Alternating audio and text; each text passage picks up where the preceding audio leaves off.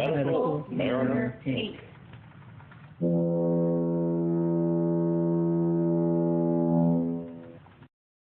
Ladies and gentlemen, coming to you live from our Norfolk studio, home of the Atlantic Fleet, Medical Mariner Inc. Hello and welcome to Medical Mariner Inc. I'm your host, Paul Stewart. This podcast is going to cover my journey in life, some things I have learned. We will talk about medicine, about PA school, about changing careers, about tattoos and scuba diving, technical diving. Might even talk about skydiving in there, growing things, resilient living, training, anything else that comes to mind. I will attempt to get some folks on here now and then to talk about things with us, and we'll see where this journey goes. Thanks for listening, and now here's today's episode. Hello, and welcome to today's episode of Medical Mariner Inc. Today's episode is titled Some Things Change. In this episode, we're going to talk some about some of the career changes I've made in life, why I made those, and some of the things I learned along the way as I was doing them. If you've made it this far in the podcast, this is the third episode that is up, and I thank you. I know I'm learning a little bit more every time I do this, and it's helping me figure out how to get better sound quality, get better things going on that people would actually like to listen to and see. So don't forget to reach out to me at medicalmarinerinc@gmail.com with any questions, comments, or suggestions for content. Let's talk about where I started working in the world and where that went to. My very first job out of high school, I was a lifeguard. Not much career potential there if you're just a kid doing lifeguarding at the local pool. I know some folks make a great career out of it, beach lifeguarding, and that looks like a lot of fun, but that's not where I was, and it was really just a transitionary thing for me to do. Really, the main reason I did that was because I wanted to make more money than my friends were making working at McDonald's and things like that at the time. Lifeguarding was a pretty good paying job. I think I was making about $7 an hour in the 80s, which was good money, where friends of mine were making a little over $3. After lifeguarding, I got into doing construction and carpentry work. My first jobs in that area were in the late 80s in Richmond, Virginia. I really initially got my start working with a friend of mine. His name was David Rhodes. We called him Dave Crockey. The reason we called him Dave Crockey was everybody in Richmond had titles, not last names. So in addition to Dave Crockey, we had things like Skater Phil, Skater Paul, Mark the Skinhead. I was Paul with the tattoo on his head. There's another story in that. We were working in Jackson Ward, where they were doing a lot of restoration on some of the older buildings that had sat vacant for decades in some cases. To begin that restoration process, we had to completely gut those buildings, go in, tear out all the fixtures, plumbing, plaster, lath, those types of things to get them ready. That was really hot, sweaty, dirty work, and it wasn't super fun, but it funded the lifestyle. After doing the Jackson Ward work, when that dried up, I actually got a job as a construction laborer on the Lee Bridge, as we called it at the time. That is where Route 1 goes across the James River. The old bridge was not going to be safe for any longer, so they were tearing it out and putting in a new one. I eventually got promoted, and I worked as a forklift operator until the end of the project. After working on the Lee Bridge, I actually got into carpentry. I got hired by a fellow, his name was Jeff Hankins with Pine Creek Construction, and I started working as a carpenter's helper. Now, a carpenter's helper, that means you move material from point A to point B. Old fella. Sometimes you get involved helping the carpenters do some measurements, lay out a wall maybe, work on laying out rafters, laying out stair stringers, and that's how we learned how to do the job. After a while of doing that, one day we had started working in Kilmarnock, Virginia, and Jeff and I were driving back and forth between Kilmarnock, and the Friday before, I noticed my paycheck was a little bit more than it had been. Jeff, while we were driving, looked over at me and said, "All right, man, I don't know if you noticed or not, but I put some more money in your paycheck." Of course, I noticed he'd put more money in my paycheck. That was not an insignificant thing at the time, so it made it very obvious that something was going on there. I thought maybe it had been a mistake. So I said, "Yeah, and thank you for that." Jeff then said, "Well, I want you to start taking on more responsibility now, because you've gotten to the point that you can do the carpenter gig, and I'm going to have some other helpers coming in." So that was kind of neat, getting that promotion. Eventually, towards the end of the 80s, the construction work was drying up. I was looking for other things to do. So that started leading to my transition out of construction work. Things I learned while I was doing construction, really I learned how to do hard manual labor. That construction work is hard manual labor. It's out exposed to the elements. There's no shelter. You're hot in the summer, you're cold in the winter, and you just got to work through it. I also learned that if you keep showing up, you keep doing what you're supposed to do over time, you might get some advancement out of it. Before I got that raise from Jeff, I really had no perception that you had advancement potential in things like that. And it was just an interesting concept for me that if you show up, you do the job, you learn some things, then you're going to advance in your career path. Okay, going to the Navy. What made me get into the Navy was I was looking around at the guys I was hanging around with. Things weren't going well in that crowd. There were some folks, they were dying off from drug or alcohol-related things. Had some friends going to jail, and just wasn't working well. And I knew if I kept sticking around in that circumstance that eventually something wasn't going to go well for me. So I started thinking, what can I do to fix this? Me being the silly 20-something that I was, Jesus didn't even come to mind. So I thought, well, maybe the Navy can fix this. And turns out, yes, the Navy can fix things like that. I originally went in on a reserve program, the Sea and Air Mariner. At the time, we didn't have the global war on terror going on, so it wasn't easy to transition from reserve to active duty. I was a pretty good sailor. I've gotten some awards in boot camp. Gotten the Sailor of the Year at my first duty station. As a sailor, I started off stationed at Naval Weapons Station, Yorktown. I was on the security force there. I was with Mobile Diving Salvage out of Little Creek. We did a lot of work over at SIMA, Norfolk. One big job was repairing the Roosevelt after she backed down over Leyte Gulf. I believe that was in 1998.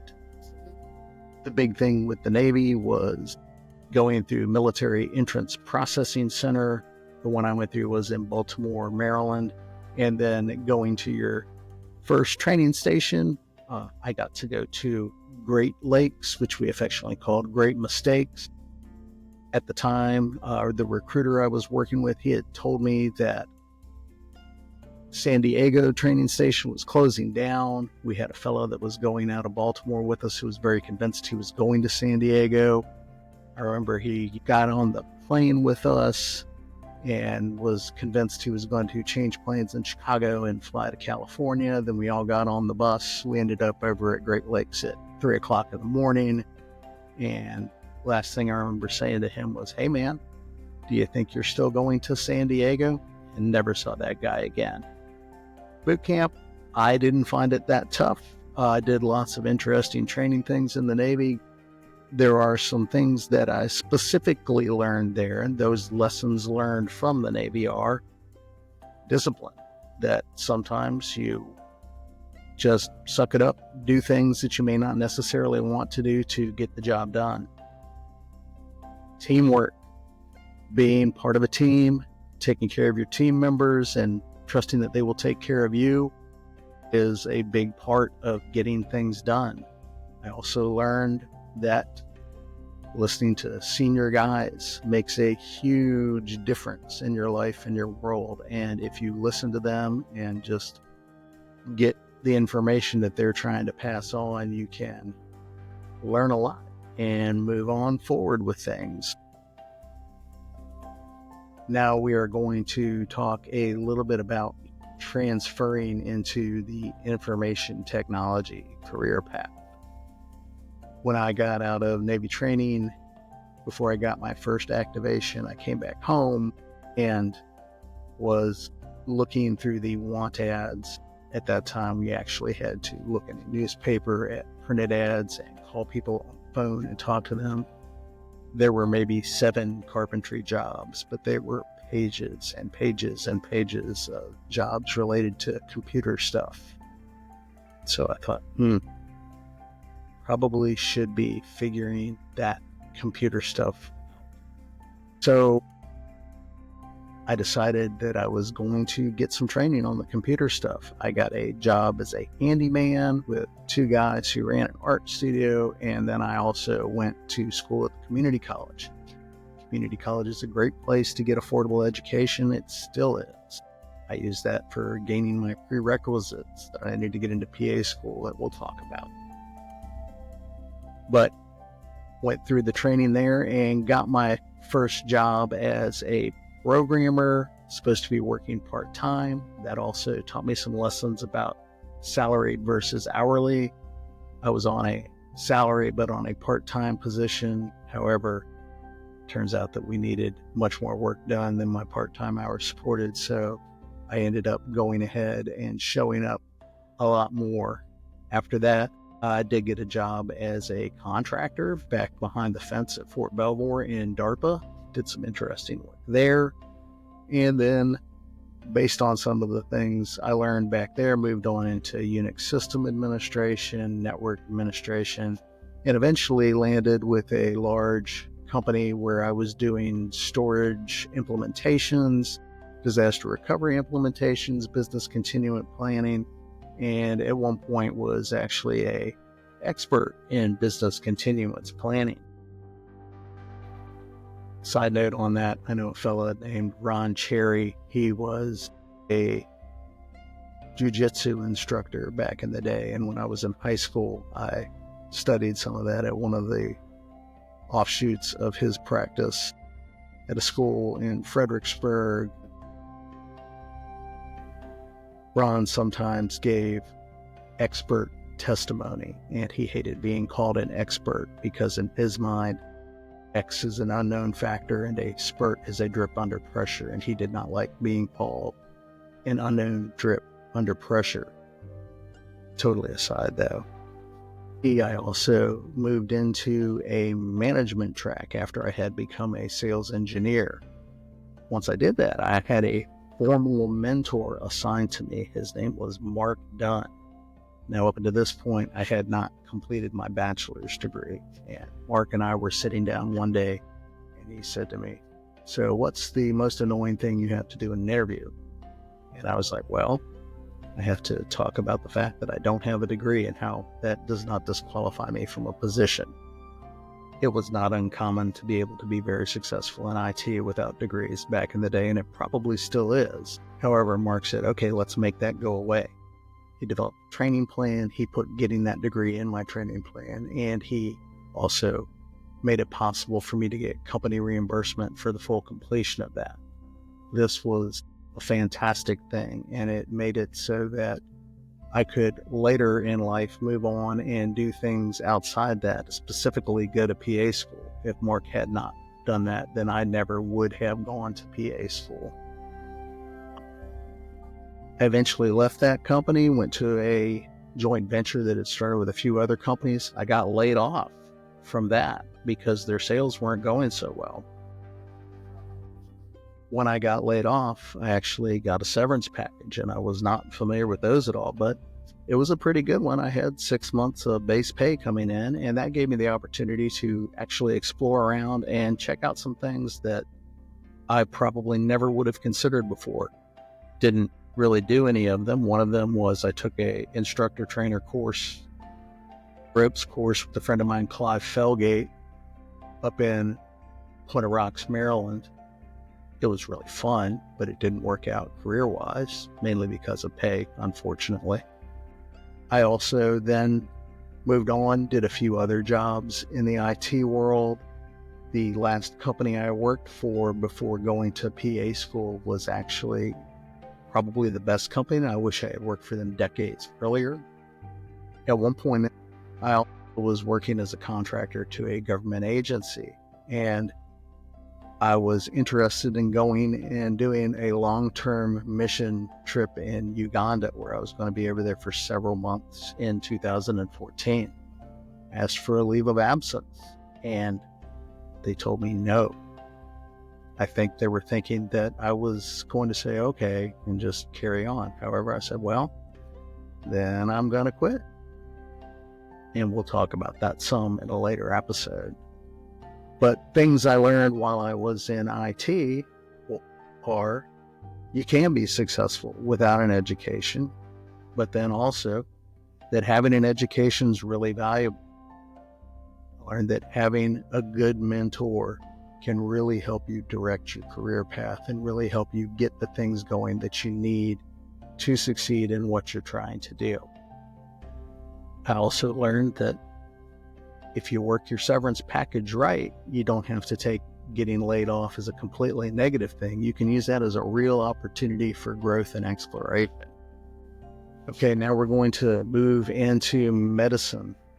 Just a quick overview of how I got into medicine, since we're going to talk about that in other podcast episodes. During the time from 2010 to 2014, I had been going over on mission trips to Uganda and also some to Guatemala and other places. But one person in particular, Dr. Amy Stone, I had become well acquainted with her. She was advising me to get other training so I could be more valuable. I actually went and got my EMT certification by working with Buck Hall Volunteer Fire Department over in Prince William County, Virginia. In 2014, I went to Uganda and lived for several months. Prior to going, my initial plan was on return, I was going to get my medic certification so that I could be more useful when I was over in mission trips. I came back thinking that perhaps I wanted to go to medical school. I even had a friend of mine that was on my advisory panel at the time, Bulldog Frazier, and he suggested that I go to PA school. And I kind of blew him off, so I have apologized to him for this, because a few weeks later I called my friend Amy Stone up and said, hey Amy, I'm thinking about going to medical school. And I'll never forget, she was like, you know, Paul, that's a great plan. You'd probably do really well in medical school, but you're pretty old to be doing that. Do you want to be practicing in your 60s? Why don't you go to PA school instead? That was a solid piece of advice, and I really appreciate her giving me that. Came back, went to the community college, did my prerequisites, got set up to go to PA school, actually interviewed at 2 PA schools, got into both of them. That was Barry University's St. Croix program, which I believe is no longer in existence after Hurricane Irma. And it was Southeastern University's Jacksonville, Florida program, which is where I attended. There's going to be a whole episode on PA school, so I'm not going to go into a huge amount of detail about that here. Got out of PA school, got my board certification, went around, did several interesting interviews. Nancy and I, Nancy's my wife, we went to Safford, Arizona, interviewed with a primary care out there in a very small rural area. We had a trip where we went to Martin, South Dakota, again, interviewed with a hospital in a very small rural area. And then we also went to Bangor, Maine, where we interviewed with a neurosurgery practice. And then finally, I ended up getting a message from a friend of mine who went to PA school with me about a part-time job with a burn center in Tallahassee, Florida. This was perfect because we wanted to stay in Florida, and I started talking to him. However, turns out they had a burn center they wanted to start here in Richmond, Virginia, and they wanted me to work there. So they did let me check out a position that they had in Bradenton, Florida, and they eventually hired me for the one in Richmond, Virginia, and I had to go do my initial training in Augusta, Georgia. While I was doing my initial training in Augusta, Georgia, I actually reminded them that I had my Florida license. And the reason I did that was because there was one of the surgeons and a couple of the practitioners would fly down to Tallahassee, Florida once a week on Wednesdays and do a burn clinic there at the hospital. So they got me all credentialed for that, set me up so we could go and do that. Every Wednesday morning, I'd get up early, drive up to Thompson, Georgia, hop on the Learjet with the surgeon. We'd fly down to Tallahassee. We'd do our thing. Once the day was over, we'd hop on the Learjet and fly back. Eventually, I got licensed and credentialed in Georgia, was able to do all my training work, and then moved up here to Virginia. Started the burn center up here. That was really hard work, long hours, many more days than I thought I was signing up for. But eventually I moved on from that. I got into emergency medicine, which is what I currently do. I also do some urgent care medicine, and I was a local medical examiner with Virginia. Right now, I am working in my concierge and telemedicine practice that I do through RevDoc. I hope in February of 2025, I'm going to start back in an urgent care and then also do some locums tenens, known to the rest of the world as travel PA jobs, in some emergency rooms. So things I learned while doing this medical thing and doing emergency medicine, going to PA school. First is some academic things are even harder than you can imagine they're going to be. Knowing why you're doing something is incredibly important to being able to keep yourself on track and motivated for what you are attempting to accomplish, even if it takes a long time to accomplish it.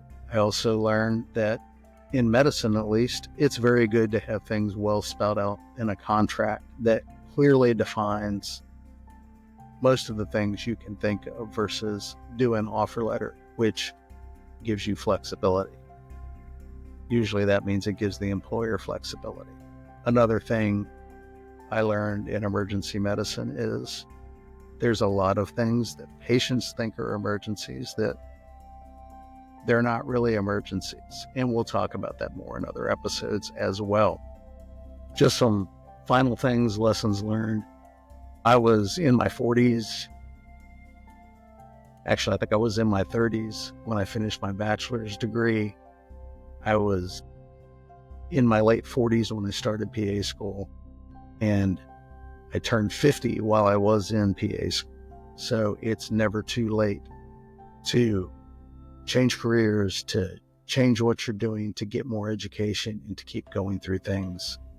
That's all I have for today. I hope you really enjoyed taking the time. I appreciate you sticking with me, sticking with the podcast to this point. I know I've had some challenges learning to get going, and hopefully this was a little bit easier to listen to, and we'll keep making it better going forward. I appreciate you, and thank you. Okay, so wanted to take a minute here and give my wife, Nancy, the woman who puts up with me, love of my life, a chance to chime in here a little bit. Nancy, do you have anything you wanted to say about that episode I just recorded? Sure, but I'm in my pajamas. Is that okay? That's absolutely okay. Can they see me? They can. Oh, I was going to say, I think it's pretty cool that you have a new ministry. I think this is a ministry that God has directed you to do in the middle of the roughest, probably the roughest year of our marriage so far. So he's using all things for his good. You don't love me being home for months at a time? Sure. Okay. I love you. I love you too. Is that all you had? Yes. Good job. Okay. There you have it from Nancy. That's it for today's episode. I appreciate you coming in and listening. Come back next week where our follow-on episode will be Knowing Why, where we talk somewhat about the importance of knowing why you're doing things and how you can use that to stay motivated, especially in difficult situations.